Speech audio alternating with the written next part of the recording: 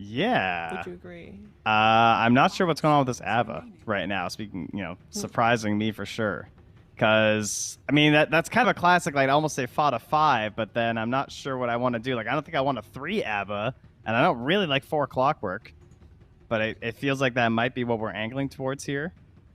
I mean, it's kind of similar to like how good a Tidehunter is because you have like this like in terms of like the mid game team fights, because whenever this AoE stuns, if you're Abba, you can just like obviously purge yourself, dispel, and then you can like help one of your allies out. So it does help to break up the big AoE plays, but very curious, and that's a nice counter pick. The Shadow Demon, right? That annoying illusions of the Abba. If this like does end up being core, it's so frustrating to play against. Plus, you're breaking a Viper if you get the Ags. Yeah, I think Tundra, they didn't have the same read as me on the draft at all. This is just going to be an Abaddon 5. They're happy to do it the Viper offlane. I mean, the thing is, like, I don't think Wraith King, Hoodwink, or Shadow Demon should really pressure Viper, right? Like, you're going to Nether Toxin the Skeletons, you're just going to shove the wave in, and Clockwork, they can't contest Clockwork on the side, so you should be able to get pose off. But I think you're right about the like, once you see Shadow Demon, I don't want to play Abaddon core at all. It just seems miserable. Yeah, that's like unplayable. So I think he's Def 5. Oh, interesting. I wonder. Wow, we got Shadow Demon versus right? Luna. Yeah. Huh. That's a little bit unorthodox. I've always been told that if you have Shadow Demon, you love to play against the hard agility cores like Luna because you can make copies of her and be even more annoying than what the Shadow Demon normally is. There's a build that people are going for on Luna. I'm not too sure if Skitter's onto it, but Ame was doing it in Chinese pubs where you go Dragonlance Shard Daedalus with a BKB somewhere. Like, you don't get a Yasha or Manta item. And the Shadow Demon disrupts you. You just beam the illusions, and they'll both instantly die. Because you don't have any stat items that make the illusions good. Yeah. So if he goes for something like that, like you already have Abaddon to protect, I can see that working really well with Shadow Demon. Honestly, though, I think he's going to go normal build and just try to outscale, but these builds you get from pubs are so weird. Like, I don't know how they actually work in competitive. Sometimes they I guess we're about to find out. Sometimes they go quite horrifically. But, I mean, hey, the Octarine Core PL took off, so, I mean, for a while. So, anything can work. It's fine. Yeah, and that build was also from Chinese pubs. So, sometimes, honestly, like, people just have, like, a read for heroes in pubs, and sometimes it's really good, and sometimes it's just Papega. So, let's see which one, if it happens, which one it is. And this is the first game for these two teams, right? So they come in with an idea that they have tried out wherever they could, because scrims were, as far as I've been told, a little bit hard to find with the teams that they really wanted to play anyway. And this is, you got to try out what you come up with, and this is the first testing ground. Just go with what you researched, what you found.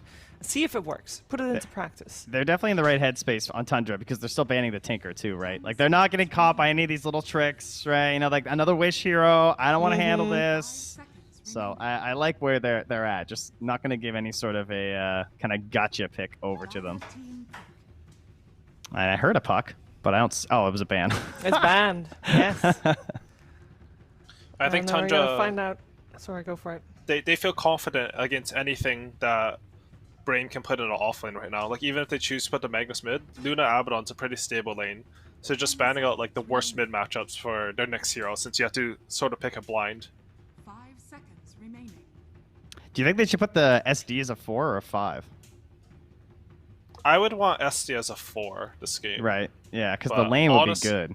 Yeah, I have no idea, honestly, but in my head, I wouldn't want to play SD5 this game. Like, I think I could have a lot of impact against Luna. Like, the Aghanims is really good versus Abaddon, Luna, and Viper, so I'd want a lot of farm in that hero.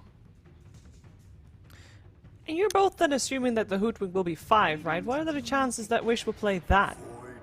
Hoodwink mid. I think, think, Hoodwink mid? I mean, Hoodwink mid is underrated for sure. Like, we saw Thompson just destroy some games on it. But I think it would be weird to last pick your support here. Yes. I feel like unless they have like some insane support that just breaks the game, maybe like some like they have some read on like an Undying that just Fozo's Viper, which I don't think is true at all.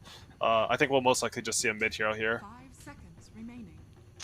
Void Spirit though, this hero, he had quite the fall from grace. And for a while it's like all the spirits were really cool, we liked them all, and then I think Void Spirit was like trash at the Animator. On like 2 and 9 or something. It was really rough. Bad. yeah, he's one of the worst performing heroes. I'm kind of surprised. Like, Ember was still in as well. Kunkka was still in if you're looking for that. So it's kind of looks like maybe some comfort. Oh, hello. ET offlane, right? Wait, what is this? Yes, Yeah, the okay. I don't Skylark even ET know. offlane special. No, it's Skylark's hero. He Okay. has definitely crushed with this hero on the offlane. So I'm not too surprised to see it, but kind of slipped my mind. Let's see though. We got not really too many surprises. It is indeed a 5 hoodwink Yeah, coming but out. they actually made clock good. Picking core ET. Yeah, That's he one has happy some clockwork. True. very easy kill conditions onto the safe lane. I think he wants to like focus on his Viper a lot, but at some point he can leave and it's just free kills. In lane though, like ET sounds good versus Luna Abaddon to me. Like you have a lot of damage, so you can actually out CS Luna. And I mean, ET Aura is good versus agility heroes, so.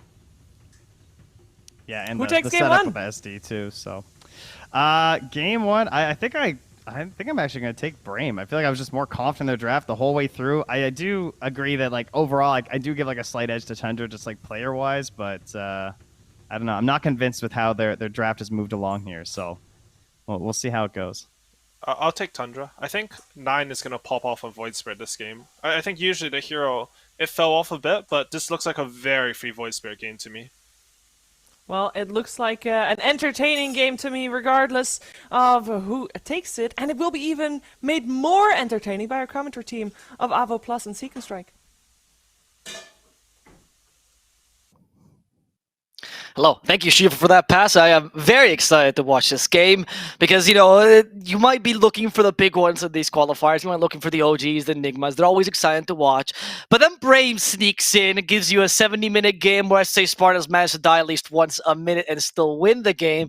And then you start to appreciate some other styles of Dota. And it's going to be an SA Spartan hoodwink. I am pumped for this, Richie.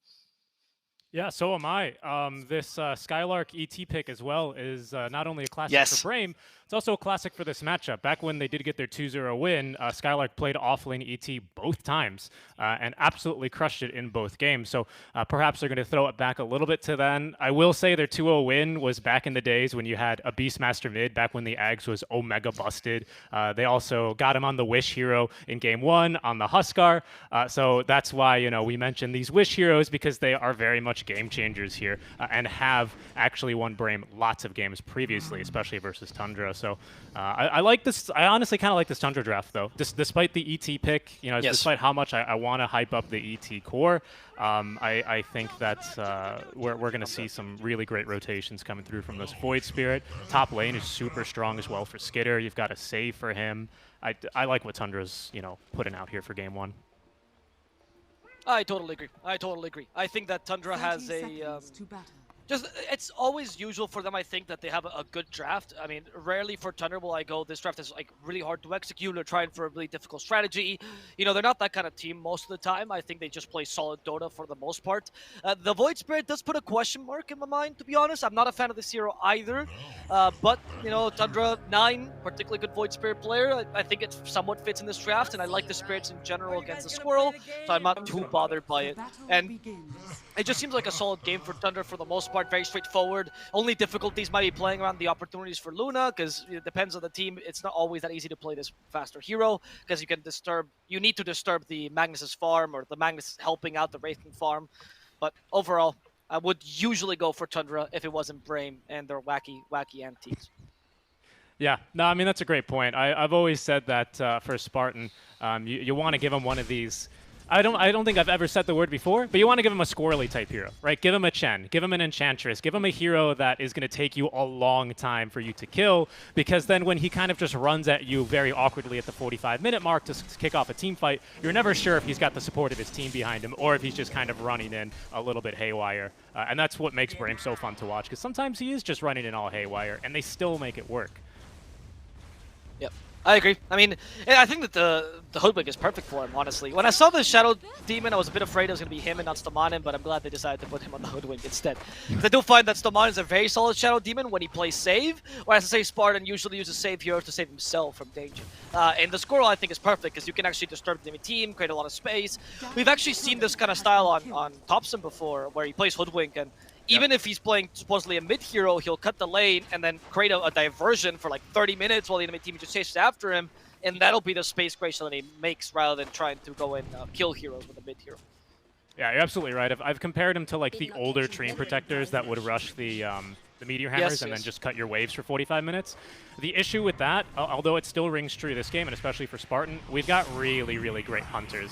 Like, I wouldn't want to be playing a Tinker in this game, right? Even if it wasn't banned, I don't think Wish was asking for it. And Tinker, hero that likes to hide in the trees. Squirrels, obviously, they tend to stick to trees as well. And it's not going to be too easy, especially once we do get this Luna Shard online. I think Aoi brought up a build he's been seeing in pubs. I don't think we're necessarily going to see like that specific build, but the Shard, I would say, it tends to be core, if not from second Roche, usually as a value item after your third or fourth. And that's going to make it super, super easy to find and kill this Hoodwink, if, you know, not to mention the Clockwork, right, and the Void Spirit. So they've got ways of hunting him down, but hey, these are the kind of games that Spartan likes playing into. Yeah, I do also think that Brame did draft the core appropriately for these hunters based on their really tanky cores, right? Having an ET, a Magnus, and a Wraith King, neither is a really good opportunity for you.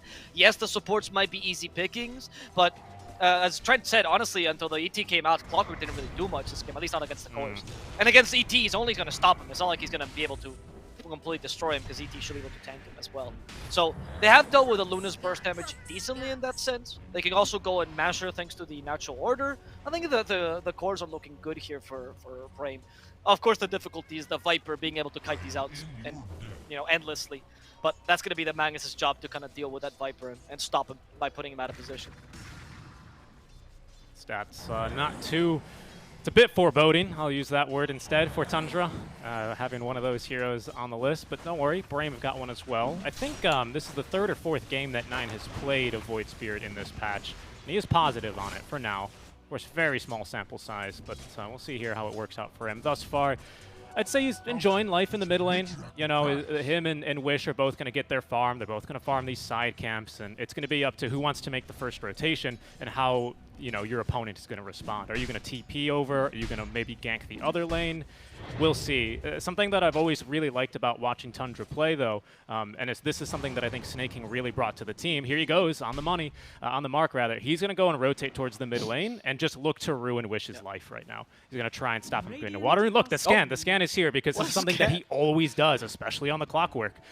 So good job acknowledging this, and Wish actually calling for reinforcements early from Stomanen. This is something that they didn't actually manage to do in their best of one tiebreaker, and that really, really hurt Wish's game and helped Nine kind of just snowball from there. So good adjustments being made between the series. Yeah, I like this actually. In fact, we actually seen sometimes in other regions, particularly in NA, we were seeing this a lot, where after the rotation, the 4 would also try to block the camps, like block the small camps, so you never had that option with like a little sentry there. We also saw him in SA a bit because, you know, more farming mids in both those regions, and it seemed like that was a possibility here for Snaking, of course. So I liked it. They also put some pressure on the Viper taking advantage of this, and Wish instead now has his camp free, can just push out the lane. It's a farming lane. Nobody's gonna kill anyone in that lane unless anyone makes a mistake. So it's just about how do you maximize this farm. Bottom lane though, there might be a kill here, particularly on Snaking, where the Bushlight brings him out of those cogs and proceeds to kill him, however, in exchange for focus. So a pretty good trade for Tundra as of now. Mid lane, Wish is holding on to the RP. He's going to go ahead and pop it now. Skewer at the ready, right underneath the tier 1 tower. He goes. Bushwhack not out in time, though.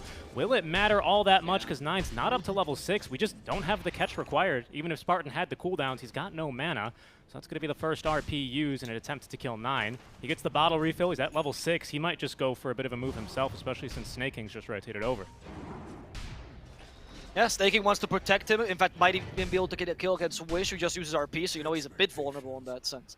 The Bushwhack is just, the cast point is quite large actually, for a stun anyway. So it's not immediate at all. It's actually not a really good ability to catch spirits with unless you do it from outside of, like from fog, right? Or you have a set of stun for it, which is why the RP needed to be just exactly there. It was a tough call. I think it's okay for them to make these calls. I think you want to take the risk, and that's Brame style anyway, but it was very difficult for that to succeed. On the other hand, Tundra is the opposite, right? They go for the safe way. They go for the Midas Deuce. They want to secure their game as much as possible. And they only rotate when they know it's going to be a surefire kill. And when they see that's not going to happen, they stop the rotation immediately, as we've seen Snake do twice already. Yeah, I'd like to see Nine kind of do something with this, because you can look to rotate away from this mid lane as soon as that wagon's taken care of. And because Wish doesn't have RP, even if he does TP on over, I don't think you're really all that scared of him.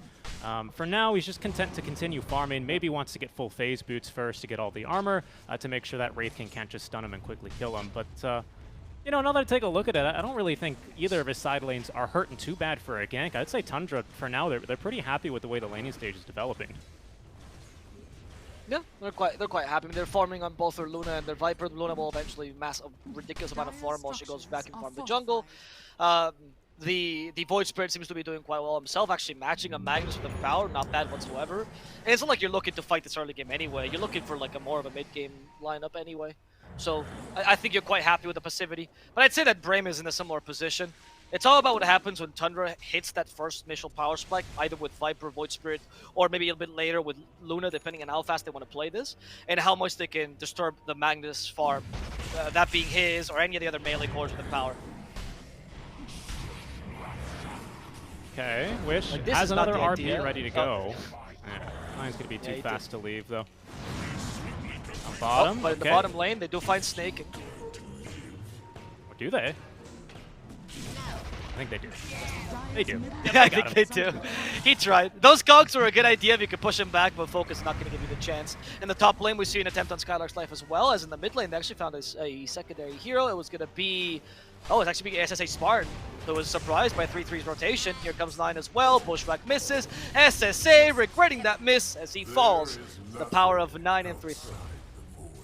Yeah, he's been poisoned to death. He will drop. I think Skylark is going straight for the Ags Rush, which is the build he likes to go for. Phase Boots, Ags, and then Echo Saber usually to really power up that briefcase and just start chunking people up to level 6. But here's 33. Yeah, and this is kind of the thing I was about to mention. He just hits you with a Viper Strike, and even with Ags, you don't want to be there anymore. And he's going to die in the fountain even. And that just doesn't change. Even with Ags, that doesn't change. If anything, it gets worse because, hey, when you get Ags, because we've got a great position for Clockwork that is snaking, at some point I'd expect him to get an Ags. Not that he needs it, of course, because the one hook shot, even through your Aghanim Scepter, magic immunity period on the ET, is still going to be absolutely ruined by this guy. So, a bit surprised to see the pick. I'm wondering how they're looking to utilize the hero. Bottom, they managed to finish off the Clockwork.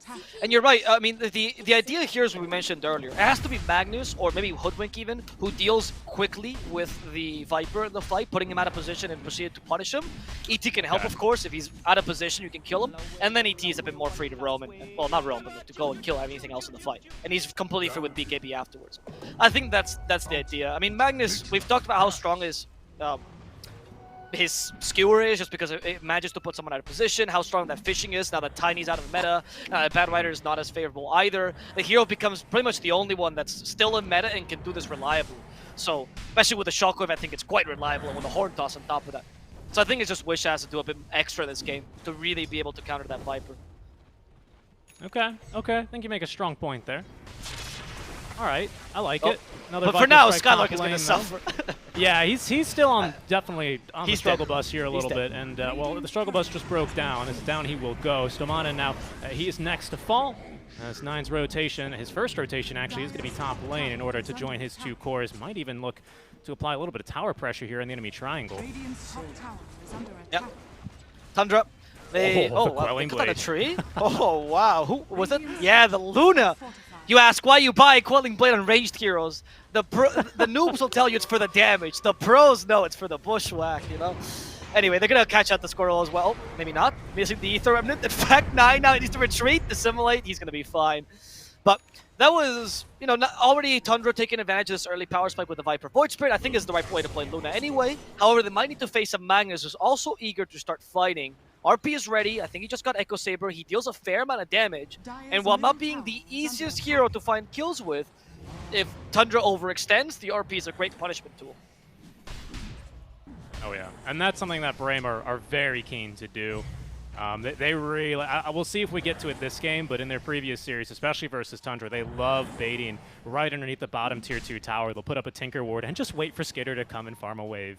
So I'm really looking forward to whether or not he's going to fall for that one today, because he has in their previous 2 series. That's something I was keen to notice. Hookshot top lane, though, will catch Skylark, trapped inside the cogs. Battery Assault now active, 33 piling on the poison stacks. Skylark, another trip back to the fountain for him. That's his 3rd death now. This one goes to Snake King, but 33 involved in all 3 of them. And Skylark is really on that struggle bus. I think he's maybe gotten off the struggle bus, is now in the struggle car, because he's even going slower. Yeah. He's not going to get to his destination at this rate. It's difficult for him, and 3-3 knows this. It's just a free kill every time he goes there. There's something that Brame something to struggle with, which is the...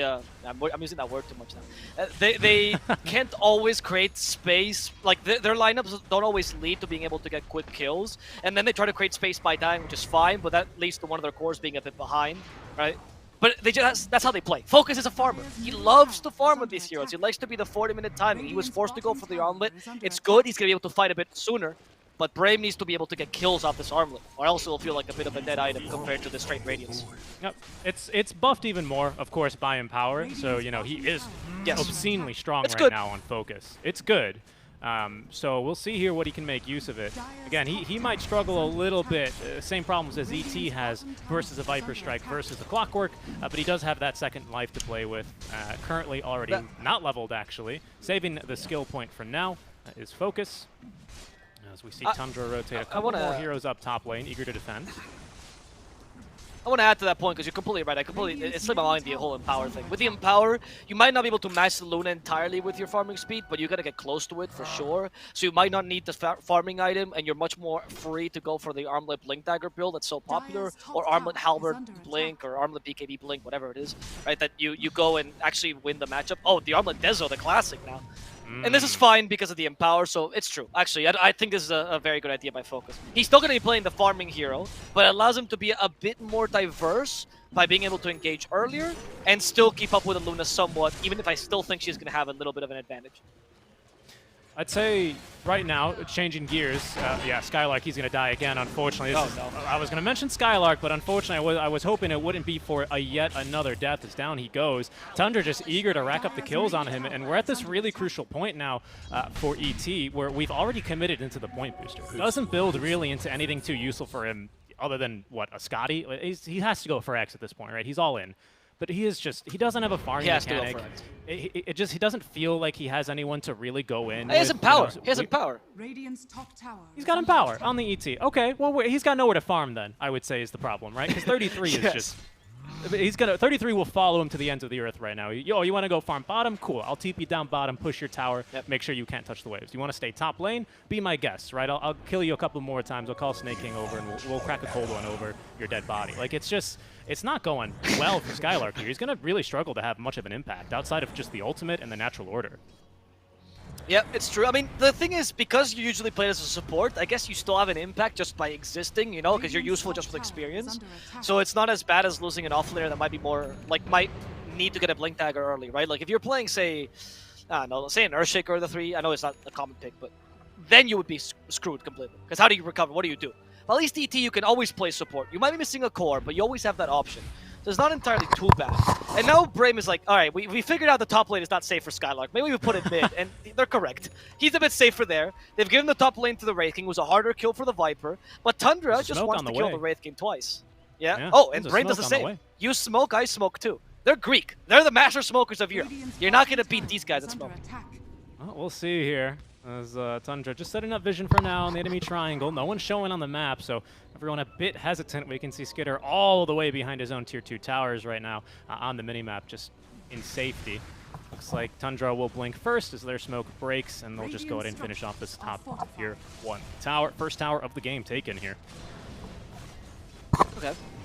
I mean, yeah, not the ideal tower to take first, right? But I guess they've been putting so much pressure in this lane, and they kill Focus. There we go, that's important.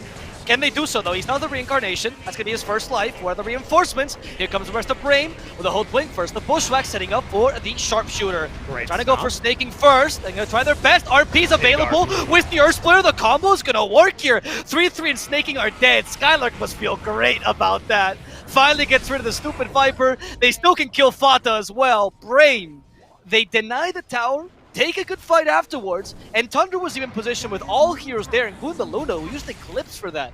So it's not like they even got space out of that play. That was really good for Brame. Yeah, that was amazing. I mean, Eclipse is going to be, and even actually the Moonglaves to a certain degree, pretty hard countered by the same things battery assaults are, and in this case, it's all those skeletons that Focus brought back on his second life. Luna eclipses, throws forward a beam, quickly realizes, this fight's going real bad, and does well to get out before the skewer could kind of force her into that RP. Really great counter initiation from Brame, playing beautifully actually around the level 1 reincarnation. They're not too limited by their cooldowns, but Tundra are going to know that they can't do that again for quite some time, so I'd expect them to just get right back aggressive here, look to make use of these wards that they have, and try and find maybe a kill or at least another tower off the back foot of this. That was the hook shot. They do find Stomanen. They do use the pushback in time, but Stomanen should still be dead. Gets the demonic purge. Actually, Stomanen saved by the stomp, perhaps, as Naim will get a big bout of damage now for the demonic purge, but they can't catch up to him, so Naim will survive. Instead, in the backlands, Fata has been left behind, and Fata will be the sacrificial lamb. Stomanen actually gets to live. Another initiation by Tundra that's thwarted by the strong Brame. Yeah, nice job there. Just making sure you can get off that self-disruption, bringing in a couple of illusions, and a pretty bad place to be caught diving there if you're Tundra. If you're not all immediately there and committed, and you kind of hesitate a little bit like that behind an enemy tier 1 tower, in front of an enemy tier 2 tower, there's going to be reinforcements there immediately. So Brame do very well to just kind of say, no, you guys are going too far here, and recognizing they can still take skirmishes if Tundra kind of take them slightly haphazardly like that, I dare call it. So that's going to be just about all the cooldowns reset. They'll be good to go again. In fact, we might even see Brame smoke up themselves. We've got Blink Dagger and the first component of RP finished for Wish. RP now coming off cooldown at level 2. So maybe you finish, you wait for the BKB to be finished, maybe you wait for Reincarnation to get back, of course. Still a super long cooldown because it was a level 1 death. Yep. Might even need that now, but Focus is going to be able to dodge the Aether Remnant tossed out by 9, so there's no threat to his life here. Alright, Also, well, Luna it's looking good for... Luna is farming fine, right? I mean, I don't think Skitter should be too worried. You can match the Empower speed. That's why I thought that Luna was a pretty good pickup against the Empower, but you don't usually get the advantage that sometimes Luna or TB have against certain core-to-core matchups, which is I just out-farm. Oh. There's no Reincarnation right now in Focus, but Focus, he was even considering going in. But yeah, when you get Lunar TB, you get away with a lot of matchups because you farm faster. This might not be the case with an Empower lineup, which is why I feel like there's a chance for Brame to be able to just overwhelm her. You're going to have 3 cores at some point, 2 ideally. They're as strong as her, that match her farming speed. Wraith King has a pretty good core-to-core matchup against the Luna. It's looking good for the mid-game for Brame. I think we smoke on this Ags for Skylark. We're going to have Reincarnation ready to go. We're going to have just so much damage right now for Focus with that Empower as well as the Imp Claw. I mean, if you can get on top of someone, oh boy, that is a lot. That's a big red number above their head. They're not going to be living too long there. As you can see, makes very quick work of the tower. 33 at least dodging the Sharpshooter. He's got a TP scroll. Going to go for it now. Focus blocked by his own skeletons. They're traitors. And that's going to allow 33 to then just leave in peace. Alright, so you get away with that. There's still a smoke coming out from Brame here. So they're going to try to take advantage of this because you know they don't have vision around the area. So try to go for a surprise smoke with your hunting squad. Honestly, if you get the RP off, or even just the disruption, you should be able to kill most things here. I think Luna is the ideal target, obviously. Viper you'll take too. Skylark tried to bait. Like, I swear, guys, I'm alone. I'm just farming. I need to recover. Plum for me. He's got Axe though, so I don't know. He's not really the best target here, because of course, when the spirit returns to you, when you get into Avatar form, I believe is the active as well, it does give you that dispel. So it's really hard to actually jump onto him. Burn Focus mid lane, and my goodness, he's got so much damage, especially with Armlet and that Empower buff, taking down that tier 1 tower. He made it look like a Nemesis tower there. Down it goes. The rest of Brame willing to fight. Wish smoked up. Having the TD in the bottle, Blink Dagger, RP all ready to go. Snaking in a great position here to break some smokes, but Brame, they're not going to push anything too hard. They're just going to go ahead and maybe even look for the Luna top lane. Skitter knows there are enemies coming, rather. Spartan, can he toss out the Bushwhack just off the mark, unfortunately? Skitter chose the right tree to TP away to TP away behind, I should say, and he's going to make it out alive. Yes. And now they know Skylark is definitely alone, so Skylark doesn't want to bait as hard anymore. As they are considering, if they hit him with a Viper Strike, he's still vulnerable. Oh, they find the illusion instead. The smoke got broken by Skylark's positioning, and then they thought, oh, the illusion must be the real one. Good bait. We've Another seen this smoke, before, though. actually. Brame are committing pretty hard for this one. They really, really want to get something out of this DD rune, out of this Ag Scepter. But Tundra doing well to just kind of stay away. This is a pretty scary trap right now that they're looking into, and they don't want to, you know, put their fingers in there and poke around because they're afraid that they might come out with it a couple less digits. So just playing it patiently, continuing to get their farm on the Luna. Once BKB is online for Skitter, it's being fetched now by the Courier. Perhaps they can change their tune. This passivity might hurt you into the... Like, you're not going to be able to beat them if it goes late enough, because they'll have just 2 really farmed cores, and you really are going to have maybe Luna. Maybe Void Spirit can add to it, but I feel like Wraith King and Magnus can easily deal with him, even ET. And Tundra hasn't been able to use their power spikes as effectively, because similarly, they haven't really been able to fight due to Brame's position. They go for a quick kill on Spartan with a hook. They had the Lucid Beam there to deal with it.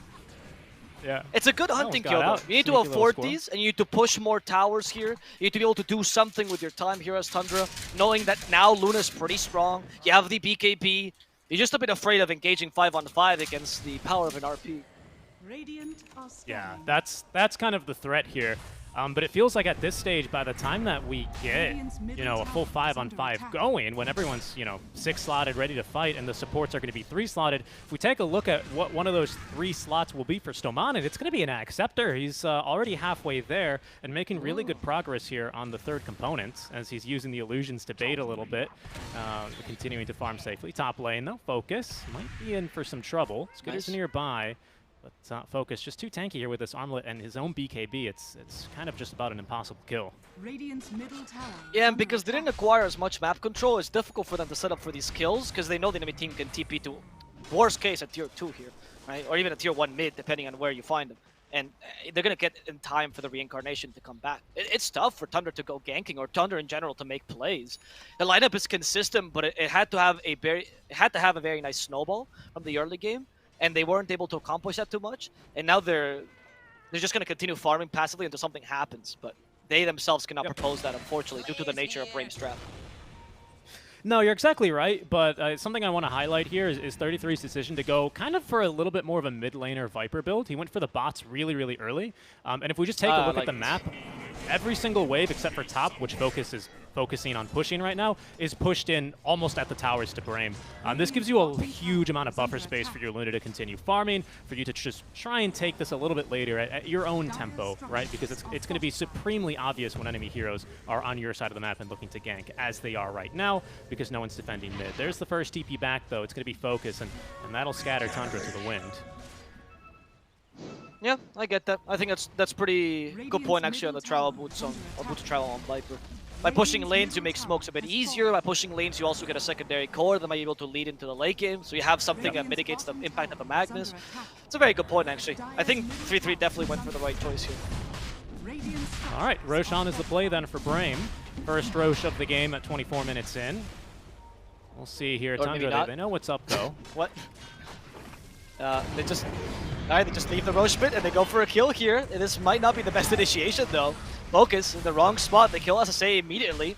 Focus has been slowed down. Focus just kiting him for now. Damage. Crit does force that ultimate on Fata, but Focus cannot get away. Is she able to set up? They're in the high guys, they go for the RP, but they do get 2 with the RP, and it was Wish hitting them, and Wish might just be sufficient. Skitter trying to get away. Wish waiting for that BKB to end so he can shockwave him, but a nice heal set from 9 will stop him doing so. Skitter still wants to counter-initiate this with a help of Snaking. He keeps his distance, doesn't want to die here. The Earth Splitter, though, from Wish next to the Skewer gets Snaking's life. That's not going to be just enough just yet, as they want Wish as well. Poison attack will finish him off. Focus activates his BKB. The disruption illusions. Essentially his second life here, much more useful. 3-3 just falls. Skitter, though, finds a support, much easier kill. Nine will try to help him as well, but SSA trying to help his brother out. Can he do so? SSA lands the tree, but misses the pushback. Stomanen just trying his best to get some space. In fact, actually break the Luna, and they kill her immediately. In fact, Focus just seems unkillable here as SSA tries to avoid the enemy's onslaught. It's impossible for them. Fata is staying behind, protecting his mid laner, but Brame will just sacrifice him and take the wrong shot. Whew, what a long fight. So many things to highlight there. I think, you know, that was our panel's confusion. It was that fight as to why they decided to pick the Luna into the Shadow Demon, as Nine will, you know, casually remind him, hey, I've got a lot of damage, don't do Roche in front of me. And Skylark and Focus will go ahead and continue farming until they have more allies. They almost killed Fata, not really almost killing the Luna, but did force rather Skitter to kind of lose focus in that fight. He was like, I'm dying to something. Fata was dying too, and they weren't dying to anything but his own illusions created by the disruption. It was a huge problem in that fight. Kind of put Skitter a little bit out of position, didn't allow him to really support the Clockwork, who bought back. 33 then didn't have anything. It was a really great job there done by Stomanen, getting him a lot of gold, and now he's nearly got this Ag Scepter finished up. One of the best Ags in the game, if you can, you know, afford it for the Shadow Demon. 2 more charges on the ultimate. They all break for the full, what, 5-second duration or 7-second duration. It's pretty incredible. It's going to be a huge get here for Brame. Yep. And now, I mean, Tundra did manage to at least take a relatively long fight. Wasn't too bad for them. Like, they didn't lose the Void Spirit until the end, so 9 is capable of becoming that secondary core that we were asking for. They did manage to beat Magnus, and to a degree you forced Brame into a 4-protect-1 position. So that's not bad. Like, if you can now force them to put all their farm onto the Wraith King, start playing that way, you itemize against them, that's the way that Tundra can beat this as well, by having the Trico versus the 4-protect-1. But they need to take these fights constantly like that. Kill everything around the Wraith King, ignore focus, and doing that is not again. easy to do. Another hook shot onto the illusion. Oh, no. Good play there by Stomanen, just making life a bit difficult, because you're right, Tundra are eager for these engagements, especially if they can find someone alone like that. Of course, 9 showing off. 9 was just testing the dig, and he wanted to make sure that it still insta-kills illusions. It's good, guys. It does. It does. We're good. We're good on that end. Oh my goodness, they almost one-shot Fata there, getting them down to below half HP. Sharpshooter's on the way in. That'll just heal him to full. There's Focus with a casual 1,000 crit, but it's not enough damage. SSA, he feels bad for his friends, he feels bad for his enemies. What a dude, you know. He's like, playing 5 is rough. I'll heal you a bit. You don't deserve to die here to the Wraith King. 1 crit takes more than half your HP. I think he can actually crit through the borrowed time. Like, you know, he can, 100%. Threshold. He's doing 1,000 damage already right now to the Ava, right? So yeah, it's a really bad game to be playing Abbott, and if you're stunned or otherwise just can't activate borrowed time. If you're silenced, for example, and what would silence you may ask? Why, it's this Orchid that Wish just finished up, as he's decided to disassemble the Echo Saber. Yes, you can do that, and use one of the Mystic Stabs there to build into the Orchid Malevolence. He's got that one ready to go. What is this? Do you think this is in preparation, perhaps, for a Butterfly on Skitter? Perhaps just future-proofing yourself, so because you can go into that Bloodthorn with the 100% accuracy and the crit? I mean, I think the Orchid is right now to deal with a Void Spirit who went for a completely offensive build rather than. So I think that's your main goal. I think the Bloodthorn is also a good idea later, though. I don't disagree with that notion, but I think right now it's just I gotta kill the Void Spirit. Otherwise, they're gonna be able to get us like the Void Spirit super farm by just kiting my Wraith King endlessly. So I'll be the solution for that. Secures the RP as well. Second Roche attempt here, scouted. They're going to try and get through Fata on the first life. Focus can't. Oh, he does get it done, actually. As now, Stomanen was being chased down by 9. There's the buyback out from the Abu, but back into the triangle. Snaking is getting a lot of attention from Focus. Once again, really showing off all that critical damage. 9 still broken, needs to retreat. 9 Skitter, as they have managed to get this first life here off of Focus. Snaking holding on to the hook shot. And he's going to hold on to it for a bit longer. Quite satisfied there with just popping the reincarnation. It's level 3, though, so it's ready to go again in another 30 seconds. Yep. Once you reach that level 3, it's so difficult for them to be able to deal with Focus. It really is just a guiding job. This might be a game where you consider Ags on the Viper, actually, just to get more Viper strikes and completely ignore Focus throughout the fights. At this point, you know. I like it. I actually really like the idea. I don't know if it's feasible, because then you don't really scale anymore on this 33 Viper, right? I mean, it's an amazing ability, helps you a lot in these team fights, but once you get that, you know, it's going to be no kind of Eye of Scotty sort of Viper that we've seen before. I don't quite remember the game, but we've seen a couple of offlane Vipers, you know, that have not gone for the full utility kind of Rod of Atos, you know, Aura carrying Viper that scale beautifully into the late game. So I feel like Ags might be a bit of a pitfall there if you still want to keep this flexible in terms of having that secondary or as you say, tertiary core then for Tundra. We'll see. Options are still open. That is true. I feel like it depends on how afraid you are of focus, you know, in the mid game. It depends on how, if you think focus is gonna overpower you, or if you feel like focus is looking kind of okay, you know, like This is still if you first feel like you Roche, already by have the way. tools against them, This is still it first is. Roche. I can't Brame has believe not it. been able to deal with it. They want to take it. I mean, second Roche is a game changer. That's why a lot of teams will focus on getting Roche early on. But Tundra have done a great job of just interrupting them time and time again. Yeah, they go again. Press say Spartan, burst him down to simulate. Nice job. Buyback. SSA is down. He does have buyback, and he's a 5, so he's happy to use it immediately. I'm not going to save it for later. And he'll do the same thing again, because SSA, he's not afraid of death.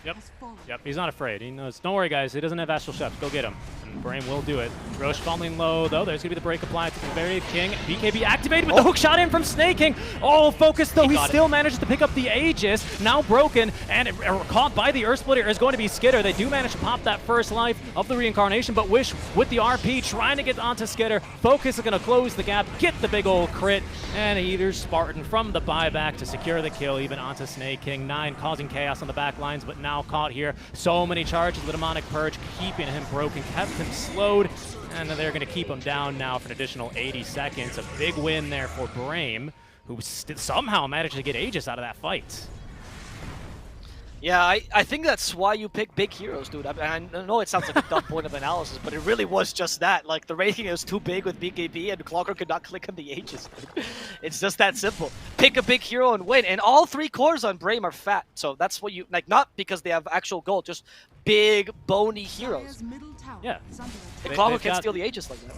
Got large models. Really, really great fight, though, for Brame. Skitter was on the way into the Roche pit. I think he maybe saw Aegis on deck for a little too long and a little bit out of position there. Once again, we're just getting these RPs. We're just getting these skewers into the Earth Splitters, which somehow I'm surprised they're catching your Lunas. You know, Earth Splitters are always really nice to have generally against ranged heroes because sometimes they can lack a little bit of mobility. You know, Siege Drow Ranger versus ET for this. But Luna, she's just been unable to escape these time and time again. And now it's just about impossible thanks to the 3 charges of the Demonic Purge. It's so difficult here. Once you're out of position here, Brame are just really well played to, or really well placed with their draft to just punish you for it. Yeah, Tundra had a window opportunity, or should have had a window opportunity based on their draft around like minute 25 to 30 when like Luna comes online, but they weren't able to use it, particularly because Brame played so well. I don't think Tundra, they just seemed without options despite a good early game. They couldn't snowball as much because Brame secured the farm of the course nicely. And now I think it's getting to the point where Brame just might be stronger. The point though is Skitter did just get Butterfly. So until you get either Bloodthorn or the MKB on Wraith King, which is a possibility, it's going to be difficult to deal with Skitter. So this might be a small power spike you can play around. We'll see. Tundra has to be really clever to take advantage of this. Oh, he's fine. He's got eggs.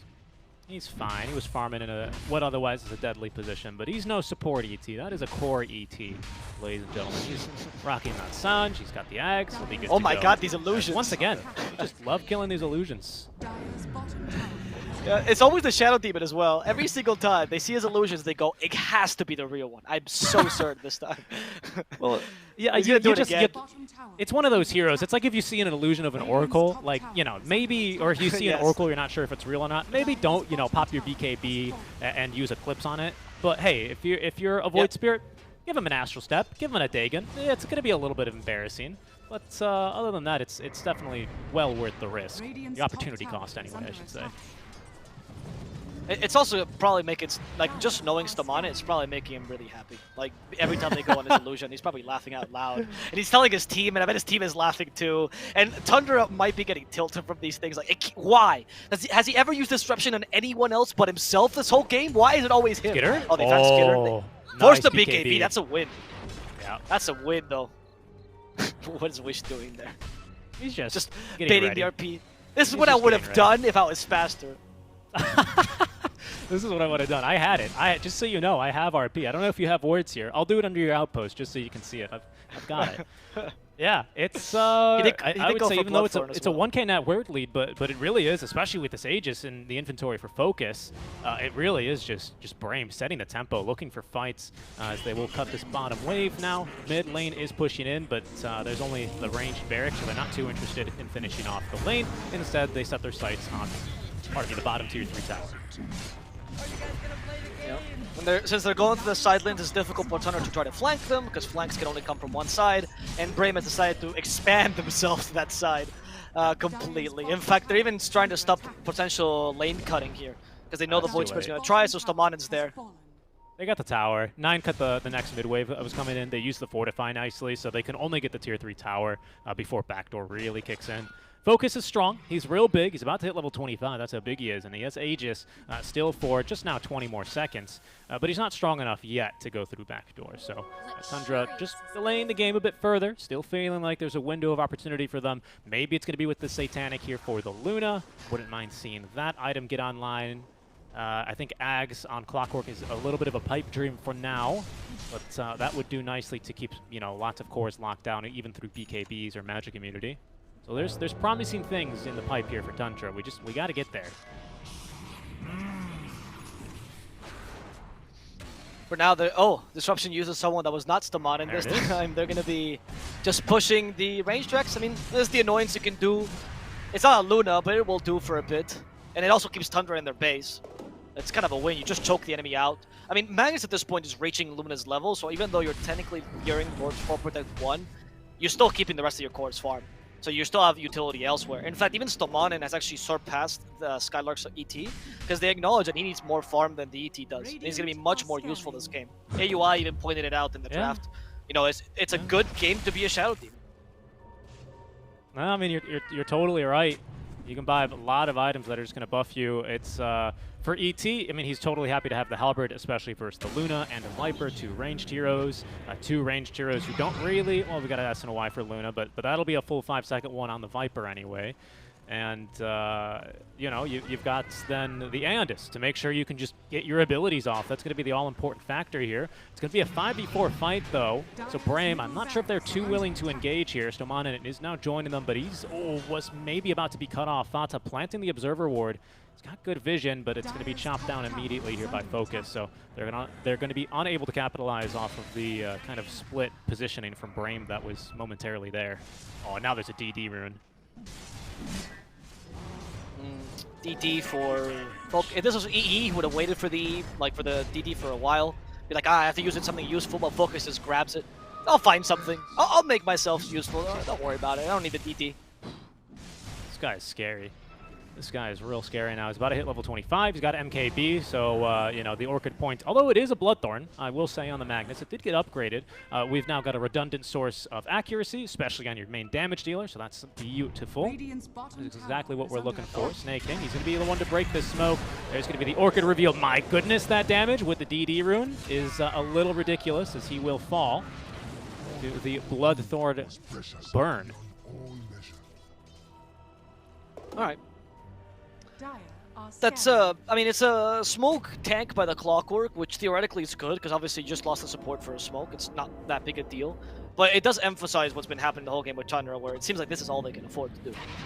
They can go for either a quick pickoff on heroes that are relevant, or they can go and stop the aggression from Brame, but never actually take the game in their own hands. And I'm wondering where that power spike comes by. Maybe 3-3 at some point is going to become the true carry, which I think he is veering towards. Yeah, Scotty. Yeah, he's like, I'll be the carry, guys. There's the Eye of Scotty I was talking about. I mean, it's a great item to have this game. Luna needs to go for these items that allows her to just kind of, steel herself up and go mano a mano with the enemy cores, because that's how you beat a Luna. You just get on top of her. But this could free up then the Viper to go for the Eye of Scotty, and, we have plenty of slows to go with here. I like this idea, actually. A little bit more expensive than the Ags for sure. But it comes with then plenty more stats. It's going to scale into the late game, whereas the Ags is really only centered around your Viper Strike. So, yeah, I like the idea here for 33. He's going to be a bit of a problem if he's allowed to get this thing online.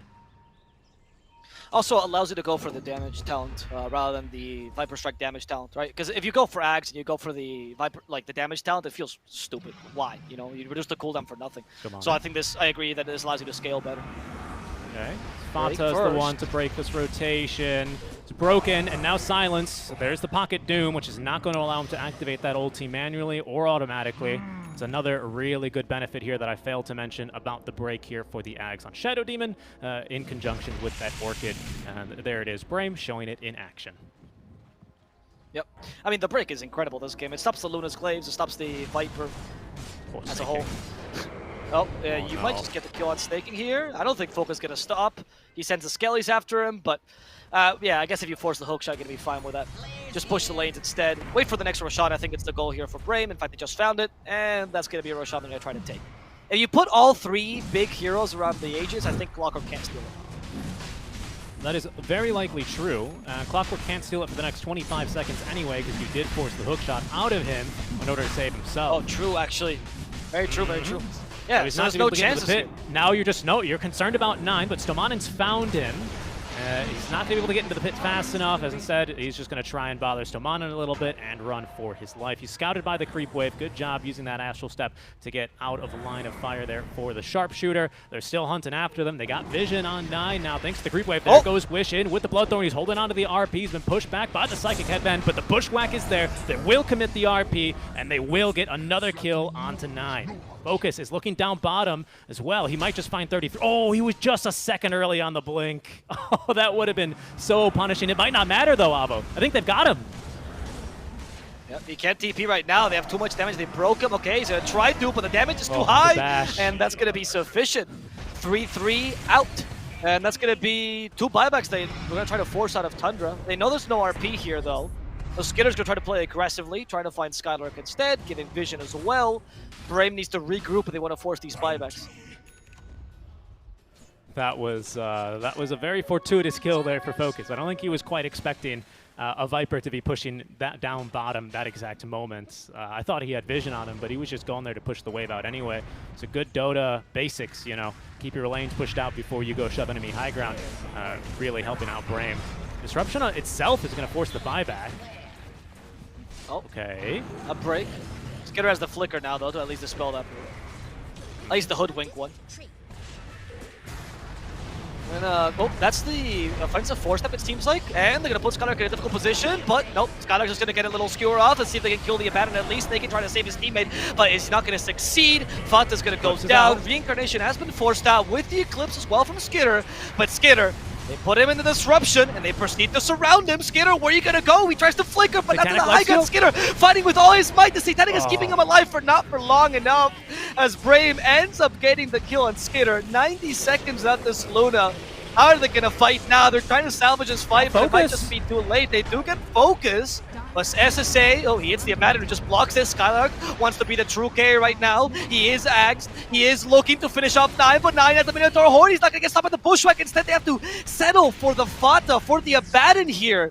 They lost Skylark, that's a Skylark dieback. does fall on the backlines. 3-3 does take the mental carry. Going for Wish, staking somehow. Still fighting here with a hook shot to set up for this kill on the Magnus. And SSA has to TP. Only the 2 supports will be left alive here on Brame. A good start to this fight, but 3-3 a bit too powerful. Yeah, what a hold. It really was that, right? They're just not acknowledging this Viper right now. He's a really, really big problem in these fights. They did well to first of all, I was surprised at that aggressive force staff. I actually thought Skylark forced himself in, or maybe Spartan forced him in. It might have actually been Spartan that forced him in, to be completely honest with you. I'm not quite sure who forced him in. But I was really surprised that they decided to engage in that fashion. It was, yeah, it is a Spartan play. Spartan's like, I'm not playing a hero that can buy recall, so I have to force you into fights now. That was a great one, though, for Tundra. Again, managing to just kind of outlive that. The Luna, by getting off the Satanic, by just flickering further into the trees, kind of puts Brame in a really awkward spot and just lets 33 sit, stand and deliver, really. I guess fly and deliver on the high ground there. Now he's got Eye of Scotty. We're about to finish up this Ag Scepter here for Snake King. Tundra may just very well be right back in the swing of this game. Yeah. I mean, they still lost a couple of buybacks in that fight, right? It wasn't like a free fight for them entirely. It's still a win considering the position they were in, but at least they showed that they can fight this. And Viper is actually starting to become a threat, so maybe Brame needs to change the way they propose these fights, and they have to concentrate first on, like I said, putting the Viper out of position, like mentioned in the early game. In fact, they were doing that in the early game a lot against 3-3. But it's harder to do now that he has Hurricane Pike and Scotty. Especially Scotty. Scotty was after that fight, of course. So we haven't seen the impact. I just want to remind you very quickly, though, yes, we had to use the buybacks. We had to use a lot of resources for Tundra. But if we look at what Brame used in that fight, Reincarnation had to kill Wraith King twice, right? Buyback on Skylark had to kill him twice, and you did. Aegis on Wish had to kill him twice, and you did.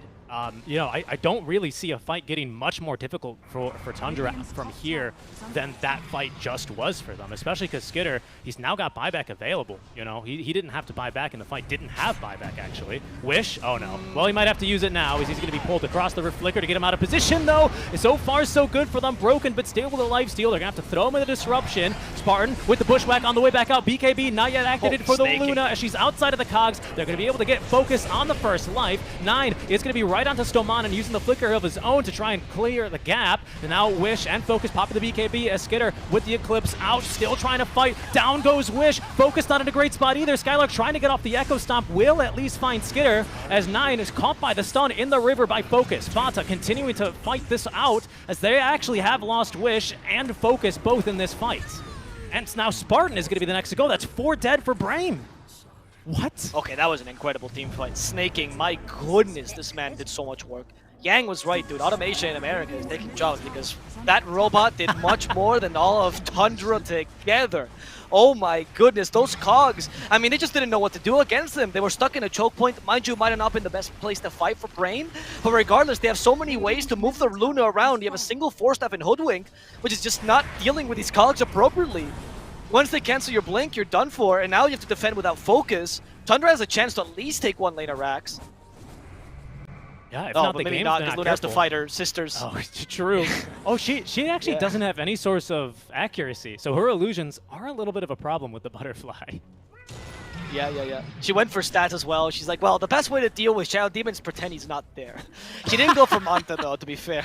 But, yeah, it is a problem now coming into the game because she went for, I mean, almost always a Luna goes for stats builds. I don't know what else you can build. Yeah. There was a point that AUI was mentioning in the panel, right, about how some Chinese Lunas will, like, deviate, skip the Manta, go straight into, like, a Daedalus build, for example. I think that's a possibility, but at this point in the game, you need some of the stats. So instead you go for the Daedalus as opposed to the typical Scotty, and hopefully that's going to buff up your damage without helping SD even more this game. I guess, I mean, it's a Dagon 3. 9 did have, I mean, he's actually re-queued up now the Dagon 5 after finishing up the Actorine core on the Void Spirit. So you can use one of those Dagon shots to get rid of an illusion. That might be something well worth it, especially when we get a little bit more bonus damage coming through on the Demon Edge and once the Daedalus is up. Because that's going to be a bit of a difficulty for them. But speaking of difficulties, killing Skitter is now by far not an easy or trivial task. He's got Satanic passive lifesteal. He's now got the 25 lifesteal talent. And of course, the active for Satanic, which, as a reminder now, dispels. So he's got 2 dispels for himself, the BKB active and the Satanic, and a crap ton of lifesteal. 3, I'm actually. not going to attempt Flicker. to do NA math here. And Flicker. He's got a 3rd. Yes, Thank you Flicker very too, much. Yep. So that's great. You're never going to be able to break him with the sharpshooter, that's for sure. So and the slow from the Wraith Fire Blast is pretty much non-existent in this game. I mean, True. it's looking Of good course. for them, but what? Of course. Oh, I was gonna say, of course, none of these will do a darn thing versus the 3 charges of Demonic Purge, right? It's important to That's notice true, to note that, but the rest of the lockdown that Brame have to try and deal with this Luna, especially when we do have a 4-staff on the side of her team to help her get out of a sticky situation, it might not be enough. A 4-staff and, of course, another hard dispel, right, with the Aphotic Shield. So it's not easy to take down this Luna. She's not only a raid boss, she's a full raid party, right? You've got a bunch of buffers behind her. You got some control. Yep. She's just your DPS. You got, yeah, I mean, it's looking real good for Tundra. Right now, though, what Brame needs to do is honestly buy 4-staffs. Like, if this Clockwork Cogs have been making your game impossible, I think you still only have 1. Just buy more 4-staffs. The whole team, except for Wraith King. You just get a 4-staff at this point. And that way you 4-staff Wraith King, and finally his fat ass can surprise the Cogs. They're going to go for the Luna. They know, it's like, I'm fighting near a choke point, they're going to stop me again, and in fact, they're going to do so. Look at those hook shot. The Cogs, Disruption is saving for a bit, but he's already in those Cogs. They break him quickly with the illusion. That's another solution you have. In fact, they're so angry they break all the Cogs. Yeah. I mean, at least they're acknowledging their enemy is the Cogs right now, so I think that's fair. Get rid of these darn Cogs. I don't want to see them ever again. Just a little bit of saber rattling there, just looking to see if anyone would overcommit with a BKB charge or a big ability, whatever it should be. But good patience all around here. So no one with a sizable advantage after that little skirmish.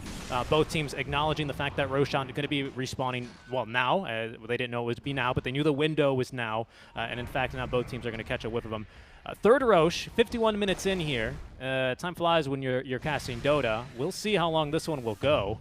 as we're starting to really get up here with some of the talents and levels. Especially when you're casting Brame, because you usually get an idea of what point the game is at based on the enemy's plays, but when you're casting Brame, it's like it could be any time, really. 60 minutes in, they're playing, I mean, much crazier than most teams would, and Tundra is actually trying to match their tempo as well, playing aggressive, trying to force mistakes out of Brame. They're doing a really good job. Most teams sometimes get like overwhelmed by Brame's style, especially in the mid-late game once focus is farmed. And Tundra, not at all, actually. This shows the strength of Fata's captainship. Especially now that they're supposed to be losing. Actually, no, they're winning now for sure. Or they should feel like they're winning. They should feel like they're winning, and I think the metrics will tell us, I think, that they're winning as well. What does Dota Plus say? 49, 51%. So even Dota Plus agrees with them here. Oh, wow. Giving them that 1% edge case. Slightly. Oh, look at that. Cogs. And they keep him inside. Focus needs some help. He needs illusions to break these cogs. He wants to get away from this. The Viper started spitting on him, though, and he can't break the cogs as yet. Focus is stuck. He's going to lose his first life snaking. He can still keep him in place. There's the Eclipse, but it's not going to hit anyone as Focus does have the BKB. The Earth Splitter's been used, but Focus is 9 to the Viper yet again. The spits are too powerful. Focus is going to die. Hookshot number 2. In fact, snaking once more, a secondary cog, this time for Stomanin, tries to get away thanks to the Force Staff, but it's not going to be sufficient. Sorry, the Flicker actually saved him. Oh, in fact, never mind. He is going to be able to TP out. I underestimated his mobility. Good job. Good job, Stomanin. Flicker, man. All right, well, you got the buyback out from 9. They committed RP for him. You got the buyback out from Wraith King now. Reincarnation ready to go. Third Roche is up, so this is a non-negotiable for both teams, Avo. They're going to go right back to it as Tundra will smoke up. Heading into the triangle of Brame. Brame, though, already prepared for them. Focus into the river he goes. They're going to find Wish for a Skitter with this initial stun. There's going to be a hook shot. They might just be able to get through him. He does not have buyback taken down for 2 minutes now. Focus, this time acknowledging the Elephant's room, and it's a Viper, but the Elephant hurts too much. He's been sat on already for his first life. Skylark already disengaging from this fight as Skitter just piling on the damage. There's the Spartan at least buying Focus just a second with the bushwhack, but it's just that. 1 extra second, Avo. He's still going to go down. They're chasing after their squirrel. They want Spartan now. It's open hunting. It's open season. Yeah, Spartan's trying to do his best to, like, you know, force the enemy to lose their time.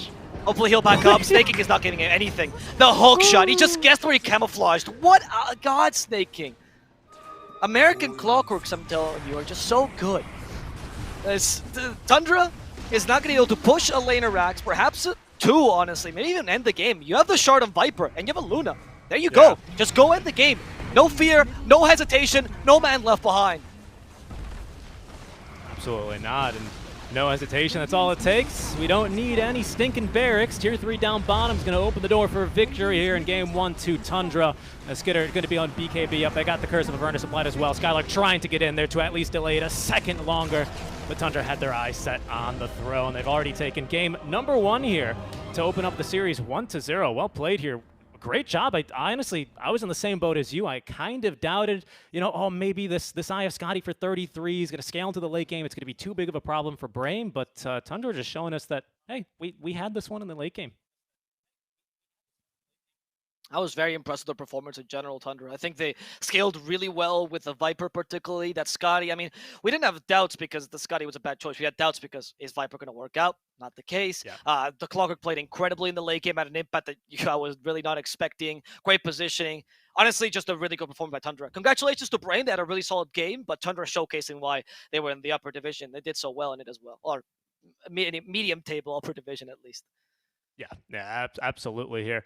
That was our 25th longest game of the qualifiers at 53 minutes. We're going to go to just a 1-minute break now. And when we come back, we're going to have Shiva in the panel break down game number 1 just a little bit more for you.